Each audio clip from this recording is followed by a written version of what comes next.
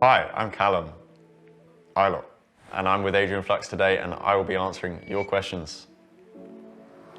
How do you become a race car driver? So you start in karting, probably between 8 and 10 years old. Work your way through karting. You do the little, we call it cadets, which is the really small ones. And then you go into the juniors, and then the seniors, probably around 14, 15. And then at that stage, you'll start testing cars, and once you do your first race, you are then a race car driver. Are F1 drivers athletes? Yes, because you can even be an athlete in tiddlywinks or chess.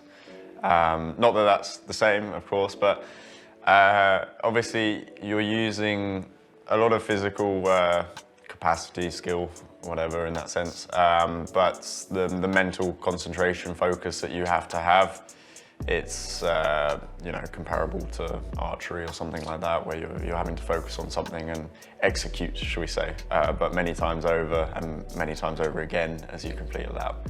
It's physically demanding in a different way. So F1 is very physically demanding on the neck. GT racing is very physically demanding on the endurance side and the temperature side, because it gets very hot. For example, Formula 2, also IndyCar, is very physical on the arms and the shoulders and the neck as well. So, I mean, you've got to get yourself to a, should we say, a level of fitness that, you know, some people do struggle to achieve. Yeah, it's not an easy sport either, because that's just the physical side, let alone the competition and the mental side. Are racing drivers good at anything else? We are rarely scared at theme parks, which is a skill, you know. If you have a date that's quite wants to go on all the rides or whatever.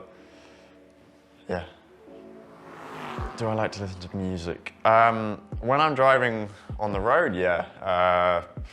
It can be anything from James Blunt to EDM, you know, it can be anything. But in the race car, no. I've done this a few times where I've tried music on the sim or on the simulator, and I can't hear the engine. I just, you lose another. Obviously, the ear is made for, or partially balance, and then for mainly hearing, but you lose those kind of, should we say, 1.5 senses, and I don't like the feeling of that. So I miss a little bit of time. I would say 4/10 a lap. What age do racing drivers retire? Firstly, when you're no longer as fast as you were. That's a starting point. I would say that the coming age for retirement or a change of scenery might start to happen at 40. And that's when you see a lot of guys might go to GT racing or another form of motorsports, you know, try out rallying and that. So there's a couple of options, but they don't necessarily retire. I think there are quite a few high-level guys who are still, you know, 50 plus, almost 60, who are doing a great job in GT. So it's not the same for everyone, but I guess it's when you want to, you know. Hopefully you have a good enough career that you can kind of decide when you want to retire. If I could go in the past or the future and visit a racing event, it would definitely be the past. For me, the future's unknown in that sense, and I don't even know if racing will be around in 15 years, let alone 50. But in the past, maybe the first Grand Prix that ever happened would be an interesting one to go to. But in what I would know, it would be the 1989 Japanese Grand Prix with Senna and Prost. That would have been a very intense and interesting race to go to. How do racing drivers wee? Well, like anyone else, you know. But yeah, I guess the question is in the car. Unfortunately, it is quite hard, even if you try, because I think also the position and the concentration. The one thing I would say is, having done Le Mans, you sweat so much that you don't need to, because after like a 3-hour stint, and the temperature that you have, I did not need the toilet at all because it was so hot in the car and you're just sweating it out, which is not the nicest thought at the same time, but you know, that's sports. So the most intimidating and scariest track, I would say for me, the most intimidating I've had actually was this year in GT at Spa, just because all the high-speed corners were not flat out. They were really on the limit, meaning that you overpush slightly, you were in the wall, and it was a 24-hour race. Unfortunately, we didn't even get past the 30-minute mark of that, so we didn't get to experience it. But that was tough because, you know, it's a tough track, not much room for error, and in those cars as well, it can be a very big one. In terms of a track on its own, I think irrelevant of whatever car you're in, it would be Macau. That track is just like Monaco ×2. It's just windy, doesn't stop, all looks the same, gets tighter and tighter as you go through the lap. And I think it took me like 5-6 days on the simulator to get the rhythm there before I first went there. Or do I play racing video games? I have to say, during the COVID lockdown phase, it's not that we were forced to, but we were enticed into playing the kind of esports stuff or competing in the esports stuff. Yeah, it's great to learn the tracks. I have to say that the track models are really, really good. The car models, depending on what you're driving, can be quite close in a feeling, definitely in a speed sense, you know, where you're braking, where you're accelerating, that's quite close. But in a handling sense, it's very, very difficult to recreate what we call the tyre model, so the feeling that you get from the car and the grip that you have, which is what we focus on actually on the racing simulator side. But then on a professional simulator level, it's so close. I mean, it's always going to miss a little bit, but we do get it very close to a level that you can almost try anything and test anything, and I can feel it from the car in what would be a very similar way. Where do I feel the G's, the G-forces? Maggots Beckett's Silverstone. It's a left, right, little left complex in Silverstone, which you enter flat out in the Formula 2 car and then have to lift or brake a little bit for the next section. In F1, it's just almost all flat, apart from the last kink. That is an incredible amount of G-force there. Very, very tough to get right as well. You arrive over 200 kilometers an hour and you have to be perfect because with those kind of corners as well, if you miss, say 10 centimeters on the entry, you miss 20 on the exit, and then you're going into the next corner, and then it just gets larger and larger and larger, and you can really lose time, shall we say. In terms of a G-force feeling, yeah, there's that corner. I've been to, I can't speak anymore, Suzuka. That has an insane complex in the first sector, which is just one after another, left, right, left, right, left, right. And then 130R towards the end of the lap, which is, you know, Charles Leclerc did it one-handed at almost 300 kilometers an hour. But yeah, the sensation of G-force, especially in an F1 car, like I did the FP1 earlier this year in Red Bull Ring, it's incredible. You know, you go into the corner, in a way your body sinks down, but also it's just almost impossible to keep your head up. You lean into the corner and it's just, everything's wanting to push your head out the car. But you've got the wind on your helmet, which kind of keeps it in, and you know, you're always trying to stabilize yourself. But it's an experience and something that, you know, you train yourself to do. Are there any maneuvers I'm bad at? I have to say the hill starts I've always been all right at. I managed to kind of get my clutch control quite good early on. The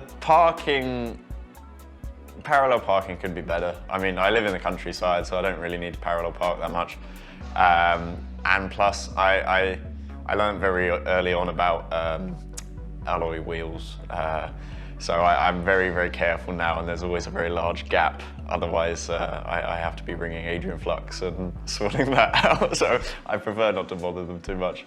So actually, I've been rather careful and rather good. So I try to avoid parallel parking when I can. I mean, I can do it, but I prefer not to. My ideal career, if I wasn't a racing driver, I would love to, work with animals, and I really enjoy animals. I think they're good company, good fun, funny to watch. They're just little things that do things on their own. Well, sometimes they're quite big, but and for me, I have quite a fascination on like the ocean and stuff. So I have my diving license and that. So I would probably do something on the marine wildlife / ocean conservation, coral stuff. It's a fascination for me. I haven't had a massive amount of time to get into, but something I enjoy and think might make a difference at some point. So yeah, in a few years, if you see me doing some stuff in the water, this might be the reason why. My favourite racing driver to watch? I mean, there's a couple for entertainment purposes. I think this year, obviously, between Max and Lewis, it's always a bit of a battle and unpredictable, which is good fun. But there's other incidences where, on the GT side and that, it's been good fun to watch as well. Is the driving license on a road a starting point for a racing license? No, you need to go. Well, firstly, you need to get some experience on a track, whether that's firstly go-karting. I would say go-karting, or then a track day in a very low-powered car to get a feeling for it. And I would do it sensibly with a coach and get a feeling for it first, because there's lots of things that you can learn. Even if you think you can, do it, it's always better to be taught a little bit, and you might save yourself a lot of money if you do put it in the wall. Aside from the safety side. No, you need to go to a track to do something called an ARDS test, ARDS, and this will be a kind of, mainly for the safety of everyone, the marshals and yourself and other people on track, learning all the flags, the kind of etiquette on track, and then you do a practical test where you kind of drive around for a couple laps, showing that you can drive safely and in a manner which people respect on track. And then after that, they would decide if you can get the license. Honestly, it's not too difficult to do. You just have to do a bit of reading and a bit of experience on track. But that is completely separate from the road license. But to get an F1 Super license, you have to have a driving license, a road legal driving license with, which has not been disqualified or anything. So you can't be naughty. And I have an F1 Super license, and I also have a road legal driving license with no naughties on it. So I'm good. People know what I drive, but what drives me?